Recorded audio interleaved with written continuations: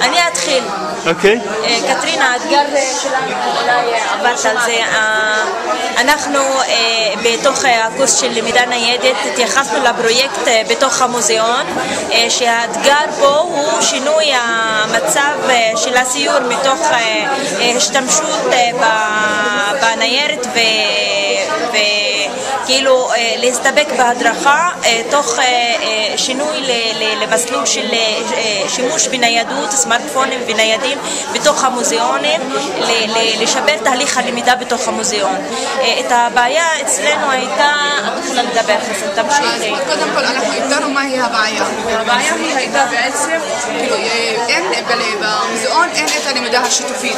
כשהמדריכה מסבירה לכולם, אז יש חלק שמשתתף, חלק אחר שלא, וגם כשהיא מחלקת את הפעילות, אז חלק מהתלמידים, אותם תלמידים שהם מקשיבים להדרכה, אז אותם תלמידים שהם גם עושים את הפעילות עצמה. אז וגם אחרי שהם עושים את הפעילות, גם היא נעשית גם כאילו בעד ונייר, שאי אפשר שיותר באחד שעשה את זה. וגם בתוך הפעילות, בוא נגיד סס לשאלה, משהו לא מובן, אז יש רק מדריך אחד על 7, בוא נגיד או 8 קבוצות.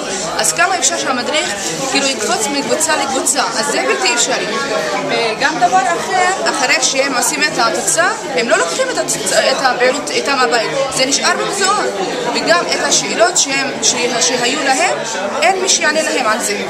אז זה כאילו ככה אנחנו הגדרנו את הבעיות, וככה כאילו היה לנו את הפתרון המוצע. קודם כל, היה לנו בהתחלה זה הדרכה למוזיאון, הדרכה לסעיף,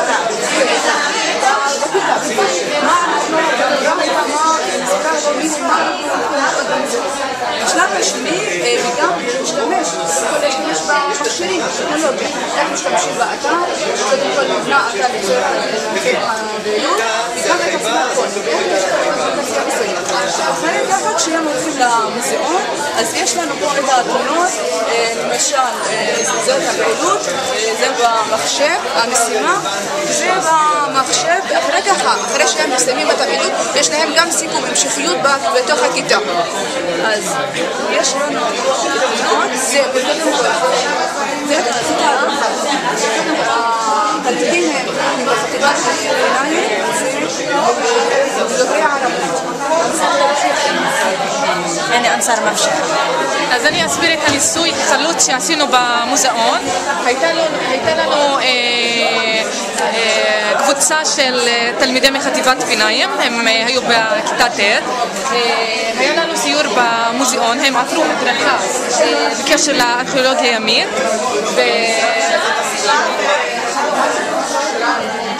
ובנינו במהלך לפני ההדרכה אנחנו בנינו אתר פרטי שכל תלמיד קבוצה יש לה חלק של פעילות על פי מה שעברו בהדרכה, ואז יש להם נגישות במוזיאון, כל קבוצה היה לה מחשב נייד ויש להם כאילו את המשימה שלהם, הם עבדו בקבוצות על המשימה, וגם השתמשנו גם בסמארטפונים על אפליקציה בשם טמבלט, כן, אחרי ההדרכה, כי הכל מתבסס על מה שכן.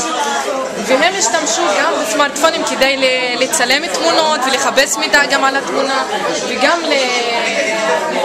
להעלות את זה גם לאתר שלנו, לשתף מידע. ואחרי מכן היה לנו דיון ושיחה מסכמת, וגם באתר היה להם רפלקציה על מה שחוו, על החוויה שלהם, וממש ברעיונות של התלמידים הם אמרו שממש היה כיף להם והם למדו יותר. וגם מה שמעניין אותנו שתלמידים שלא היו מובילים בכיתת ההיסטוריה של המורה, הם היו מובילים בתהליך חווייתי שהם חוו במוזיאון. בקשר לעבודה שיתופית, היה כאילו ממש באמצע העבודה, הם יכולים לקשר קבוצה עם השנייה, אפילו אם הקבוצה הראשונה נמצאת למשל בחלק, ממש בקומה הראשונה במוזיאון ובקומה השנייה, אז הם יכולים לתקשר את זה בגוגל דוקס, וגם כאילו בטמבלר הם יכולים לשתף אחד את השני, וגם בוא נגיד יש מושג שהם לא ידעו, אז הם יש שם שורת חיפוש, הם יכולים לחפש, אפילו אם המדריך איננו, אז הם יכולים להיכנס לשם ולחפש את מה שהם רואים. האם זה רק סיור אחד? כן, כאילו זה היה סיור, אבל התייחס לכמה... כן, אני פשוט שואלת, האם זה רק פעילות אחת שאתם פיתחתם, או יש לכם רעיונות להמשך, למוזיאונים אחרים? זה כאילו קודם כל זה לא היה קל לתאם עם המוזיאון ולהפעיל את את יודעת שכל קבוצה של תלמידים עם מדריך וכל אחד מאיתנו מלווה קבוצה, וזה היה קשה לנו במוזיאון.